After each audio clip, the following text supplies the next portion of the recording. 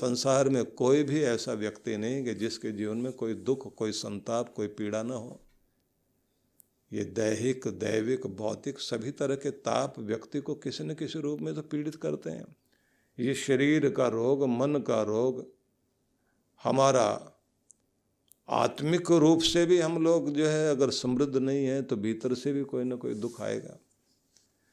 इसलिए सबसे पहले तो ये कोशिश करनी चाहिए कि हम कोई ऐसा कार्य जरूर करें जिस कार्य को करने के बाद कम से कम एक बात तो पक्की हो जाए, और वो ये कि ऐसा शरीर कम से कम दोबारा मिल जाए। फिर दूसरी बात ये करनी चाहिए कि अगर शरीर भी मिले तो किसी ऐसे योगी कुल में हम पहुंच जाएं, धर्मात्मा कुल में पहुंच जाएं, जो श्रीमंत भी हो, धन संपन्न हो, लेकिन धर्म संपन्न भी हो, जहाँ से आपको संस्कार मिले। फिर ऐसी भी स्थिति हो कि गुरु भी आपके जीवन में आए, और गुरु भी आ जाए तो उसके बाद ये यात्रा यहाँ रुकनी नहीं चाहिए। जहाँ तक आप इस जन्म में यात्रा करके पहुँचे थे तो वहीं से फिर आगे की यात्रा शुरू हो जाए। कृष्ण भगवान जिसे कहते हैं कि योग भ्रष्ट भी हो जाए तो उनको भी जहाँ से चले वहीं से फिर उनकी यात्रा आगे ईश्वर की तरफ बढ़ जाती है। मतलब ये है कि परम लक्ष्य की तरफ आपकी यात्रा रुकनी नहीं चाहिए। इसलिए वो कार्य करना पड़ेगा कि यदि हम इस दुनिया में कर्म कर रहे हैं तो कम से कम कर्म हमारे पहले तो इस आधार पर हों कि दोबारा भी मनुष्य का जन्म मिले। दूसरी बात होनी चाहिए, मनुष्य की देह मिले तो कम से कम अच्छे परिवार में, कुल में जाना हो कि संस्कार मिले।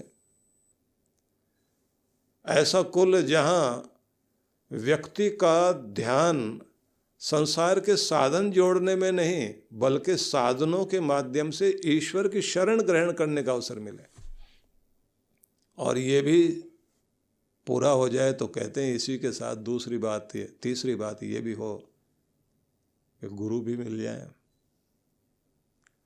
और फिर वही जहाँ से छोड़ा वो जागृति वहाँ से फिर आगे शुरू हो जाए। मतलब ये नदी जो कहीं अटक गई थी, ये बहते बहते फिर सागर तक जाकर मिले, तो ये यात्रा हमारी पूरी हो सके। इसलिए पुराने लोगों ने बार बार कहा कि कुछ न कुछ ऐसी कमाई कर चलो जो संग जा सके। कुछ न कुछ ऐसा जरूर कमाओ। हम लोग वो जोड़ते रह जाते हैं जो छोड़कर यहीं जाना पड़ेगा, वो नहीं जोड़ते जो साथ लेके जाना पड़ेगा। जो साथ लेकर जा सके उसको जोड़ना शुरू करें, और जिसको यहाँ छोड़ना ही पड़ेगा, ना भी छोड़ना चाहें, जिसको काल छुड़ा ही देगा। क्योंकि यम जिस समय, यम तो इंचार्ज हैं और वो चार्ज लेने के लिए आते हैं और गिनवा के एक एक चीज़ छुड़वाते हैं। इंसान से कहते हैं कि जो तुम्हें दिया था, जैसे कोई जॉब में था आदमी, अब रिटायरमेंट का समय आ रहा है, तो उस आदमी से कहते हैं जो जो भी आपको दिया गया था सारी उसकी इन्वेंट्री से लेके उसकी एक एक चीज़ चेक करनी शुरू की जाती है कि आप रजिस्टर लेकर के आइए। इन्वेंट्री रजिस्टर लेकर के आएगा, उसमें से फिर ये सामान दिया गया था ये सब वापस कीजिए। और कमाल की बात है कि एक एक चीज़ जब उससे छुड़वाई जाती है, मकान, दुकान, ज़मीन, जायदाद, तो आदमी उसके बाद में क्या कहता है कि ये तो सब मैंने छोड़ रहा हूँ, लेकिन और क्या छुड़ाओगे? बोले जिनको तू अपना कहता था वो सब छोड़ो, जिनसे लाड़ लड़ाता था उनको भी छोड़ो, जिस शहर से तुम्हारा प्यार था वो शहर भी छोड़ना पड़ेगा, जिस गली में तुम रहते थे वो गली भी छोड़नी पड़ेगी, गाड़ी खड़ी रह जाएगी, बंगला खड़ा रह जाएगा, और रिश्ते नाते वाले, अपने पराए, दोस्त दुश्मन सब छूटेंगे वहीं। अब पूछा कि बस इतना ही काफ़ी है? बोले नहीं, बात तो ये भी है कि जो छोटा सा शरीर पाया था जब जन्म लिया था और इसे खा पी के बड़ा करके 80 किलो का 100 का बना लिया, तो ये भी छोड़ना है। और मजे की बात यह है कि भारत की परंपरा में ऐसी व्यवस्था कर दी गई कि व्यक्ति को बिना सिला कपड़ा आखिर में दिया जाता है, जिसको हमारे यहाँ एक शब्द दिया जाता है, कफन, अंतिम वस्त्र। अपने लोग पहनाते हैं उसको, उड़ा देते हैं। आखिरी स्नान होता है, आखिरी स्नान जैसे कराया जाएगा तो उसके बाद में बिना सिला कपड़ा, जिसका मतलब ये होता है कोई पॉकेट नहीं, कुछ बांध के ले जाने की कोई व्यवस्था नहीं। इसलिए जो ये कहा जाता है ना कि दुनिया में खूब कमाया, क्या हीरे क्या मोती, पर क्या करें यारो, कफन में जेब नहीं होती। किसी के भी कफन में जेब नहीं लगाई जाती। कुछ जगह ऐसी व्यवस्थाएं रही है कि राजा मरेगा तो उसके साथ में और लोगों को भी मारा जाता था। सोना चांदी उसी के साथ, हीरे जवाहरात कब्र में रख दिए जाते थे कि वहाँ जाके मिल जाएगा। ये ध्यान रख लेना कि जो यहाँ चीज़ें हैं वो वहाँ जाके नहीं मिलेगी। जो कुछ मिलेगा आपके पुण्य के बदले ही मिलेगा, आपका पुण्य ही आपको कुछ देगा। इसलिए ऐसा कहा गया है कि भाई किसी आदमी के मकान में आग लग गई और सब लोग चिल्ला रहे हैं कि इसका मकान जल गया। अच्छा मकान था तो पुराना, लेकिन बहुत अच्छा सजा संवार करके रखा हुआ था।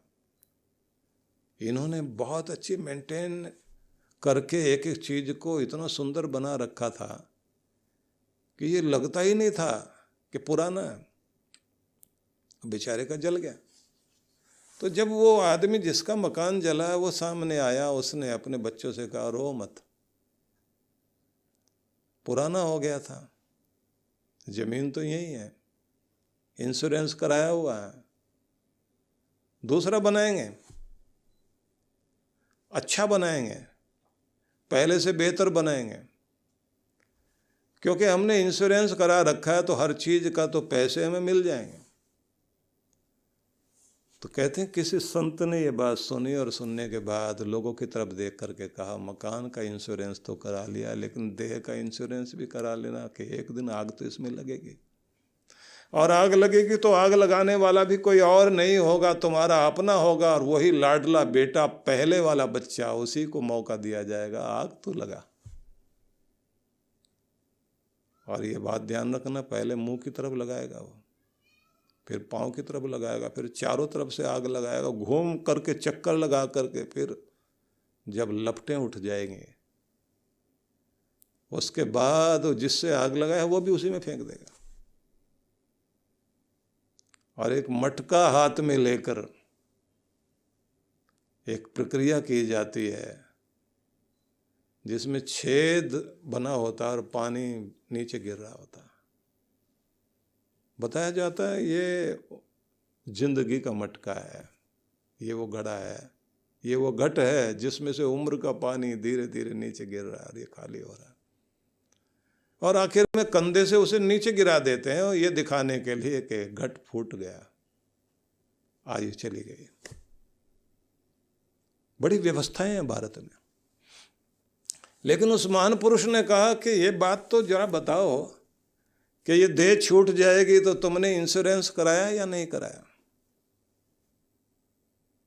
इंश्योरेंस कराने के साथ साथ फिर किस्तें भी जमा करनी होती हैं। तो वो कौन सी किस्तें जमा करनी है कि दोबारा से ऐसा ही मकान मिल सके, ऐसा शरीर मिल सके? और कोशिश तो ये करो कि ऐसा प्रबंधन हो जाना चाहिए कि पहले से बेहतर मिले, हवादार मिले। उपनिषदों में इसके लिए एक अलग तरह की बात समझाई गई कि आत्मा को अनेक तरह के शरीर दिखाए गए थे, और उससे कहा गया कि अब तुम बताओ कि कैसे शरीर में, कैसे मकान में रहना चाहते हो।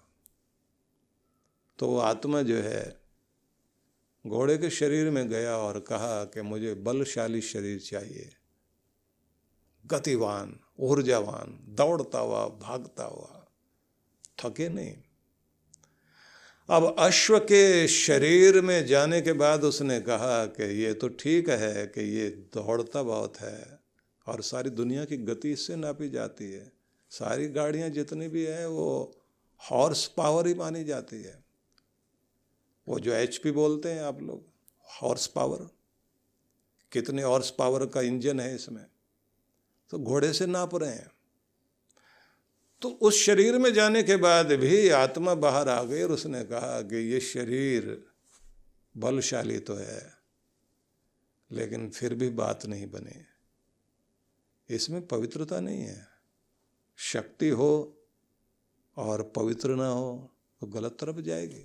ये तो कहीं भी जा सकता, दोस्त के तरफ भी जा सकता, दुश्मन की तरफ से भी जा सकता है। ये गड्ढे में भी गिरा सकता है और गड्ढे से बचा भी सकता है। तो इसके साथ इसे तो आंकने वाला कोई और है। हमें तो ऐसा कुछ मिलना चाहिए ना कि हम अपने हिसाब से चल सकें, सही और गलत का निर्णय कर सकें। शुद्ध तो शरीर हो, तो अनेक शरीर और दिए गए, सब में जाकर के आत्मा लौट करके आ गया। शेर का शरीर भी दिखाया गया था, वहां स्वतंत्रता है, स्वतंत्रता चाहता है आदमी। वो स्वतंत्रता इस तरह की कि हमें डर ना रहे किसी का भी, सब हमसे डरते हो, लेकिन फिर भी दिखाई दिया कि यहाँ प्रेम करुणा तो है ही नहीं, हिंसा ही हिंसा है। तो कोई करुणा वाला रूप भी तो हो। अपने लिए तो सोच लिया, लेकिन दूसरों का भी तो भला किया जा सके। तो भगवान ने आखिर में गौ का शरीर दिया और कहा कि इसमें जाओ और जाकर के देख करके आओ, ये तुम्हें चाहिए। गौ के शरीर में गया और जाकर उसने कहा कि महाराज ये बात तो बिल्कुल ठीक है कि यहाँ पवित्रता है और परोपकार भी है और देवों की कृपा भी यहाँ पर है।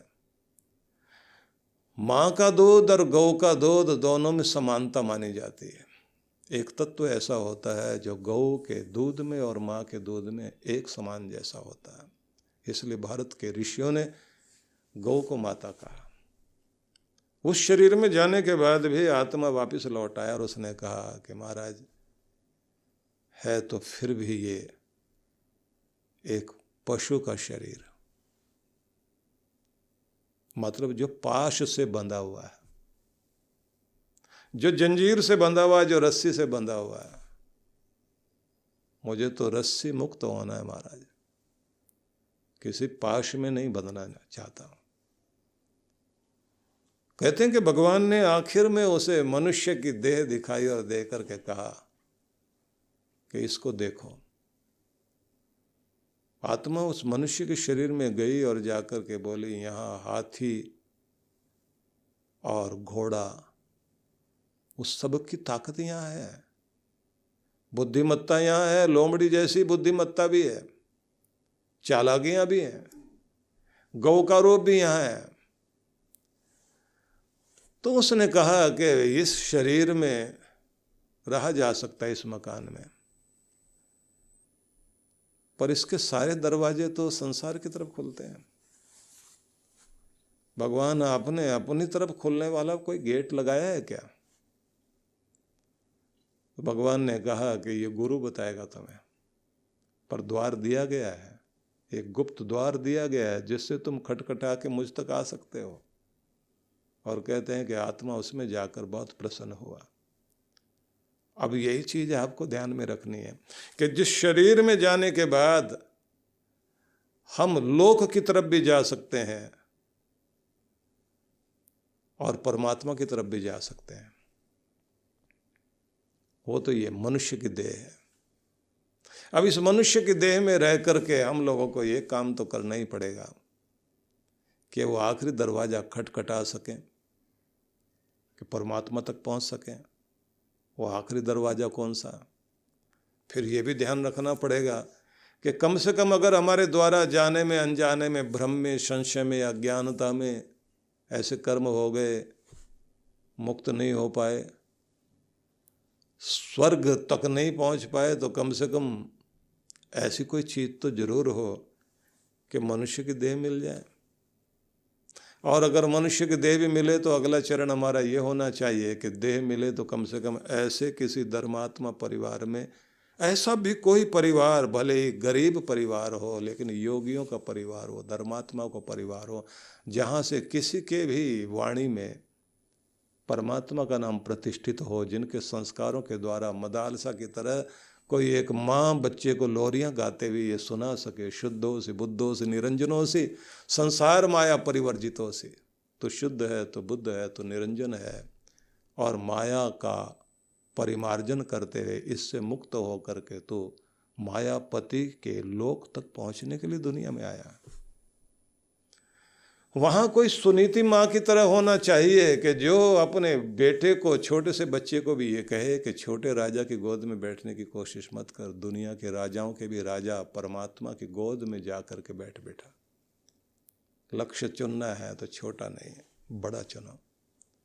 और उस माँ का बेटा ध्रुव इतना ऊंचा उठा कि एक नक्षत्र ये हमारा ध्रुव कहलाता है। तो हम अपनी यात्रा को कहाँ से लेकर कहाँ तक जाएं, ये सोचने वाली बात है। इसलिए मैं आप सबसे निवेदन करना चाहता हूँ, एक सुंदर अवसर हम सब लोगों को प्राप्त हुआ है इन दिनों, उसका लाभ हम लोग लें।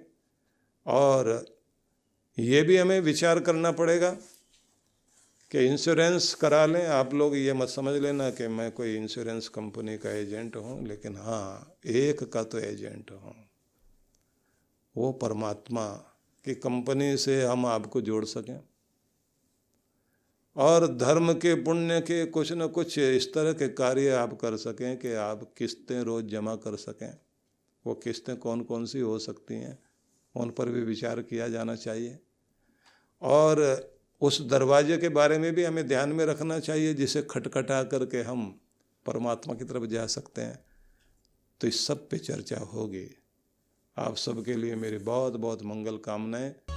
देखिए विश्व विख्यात संत परम पूज्य श्री सुधांशु जी महाराज एवं डॉक्टर अर्चिका दीदी के पावन सानिध्य में आनंदमय जीवन के सूत्र भक्ति सत्संग कार्यक्रम रूपरेखा दिनांक 14 अक्टूबर से 16 अक्टूबर 2022, समय सायं 5 से 7 बजे तक।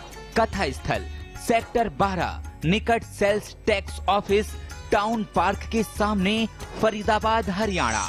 विशेष कार्यक्रम रविवार 16 अक्टूबर प्रातः 8 बजे से 10 बजे तक ध्यान साधना एवं प्रातः 11 बजे मंत्र दीक्षा व दोपहर भंडारा। आयोजक विश्व जागृति मिशन फरीदाबाद मंडल। संपर्क सूत्र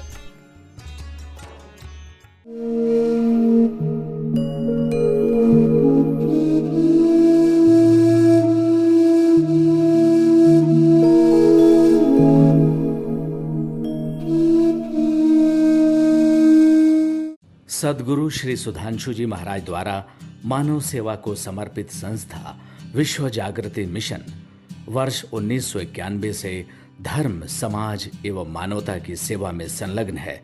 यह संस्था 90 मंडलों, सेवा केंद्रों के माध्यम से न केवल भारत अपितु देश के बाहर अनेक देशों में सेवा के कार्य कर रही है।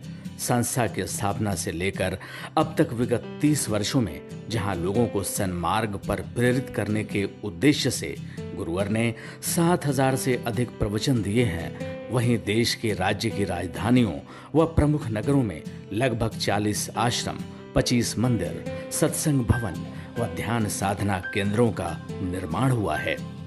दिल्ली में करुणा सिंधु धर्मार्थ अस्पताल एवं फरीदाबाद के आरोग्य धाम अस्पताल में लाखों जरूरतमंद रोगियों का उपचार व ऑपरेशन किया गया है। अनाथ गरीब बच्चों के लिए सूरत में अनाथाश्रम, दिल्ली एवं कानपुर में गुरुकुल, फरीदाबाद में ज्ञानदीप विद्यालय, मुरादाबाद में सृजन प्राइमरी स्कूल, झारखंड के रुक्का खूंटी गांव में आदिवासी बच्चों के लिए 2 पब्लिक स्कूल समेत दिल्ली में उपदेशक महाविद्यालय भी बनाया गया है। इन शैक्षणिक संस्थाओं में लगभग 2500 बच्चों को शिक्षित व संस्कारित किया जाता है। दिल्ली के आनंदधाम आश्रम में जहां वृद्धाश्रम एवं वानप्रस्थ संचालित हैं, वहीं आश्रम की कामधेनु गौशाला में 125 गौओं की सेवा की जाती है। कामधेनु गौशाला की तरह ही देश के प्रमुख नगरों में 7 अन्य गौशालाएं भी संचालित हैं। साथ ही पूजा पाठ, यज्ञ अनुष्ठान से लोगों में धार्मिक भावना जागृत की जाती है। गरीब जरूरतमंद महिलाओं को सक्षम बनाने के लिए जहां कई तरह के प्रशिक्षण दिए जाते हैं, वहीं गरीब कन्याओं के विवाह में सहयोग भी किया जाता है। प्राकृतिक आपदा जैसे कि बाढ़, भूकंप, तूफान आदि में जहां मिशन द्वारा प्रधानमंत्री राहत कोष में सहयोग किया जाता है, वहीं जैसे वर्तमान में चल रही महामारी कोरोना संकट काल में जरूरतमंदों को भोजन, राशन किट व सांसों के संकट से जूझ रहे जरूरतमंद मरीजों को देश विदेश से मंगाकर ऑक्सीजन कंसंट्रेटर बांटे गए। मानव सेवा को ईश्वर भक्ति मानते हुए सेवा परमो धर्म के भाव से विश्व जागृति मिशन के सेवा कार्य निरंतर जारी हैं। आइए मिशन के सेवा पथ पर बढ़ते कदमों में कदम से कदम मिलाकर चलें और मानवता की सेवा में दान सहयोग कर पुण्य के भागीदार बने।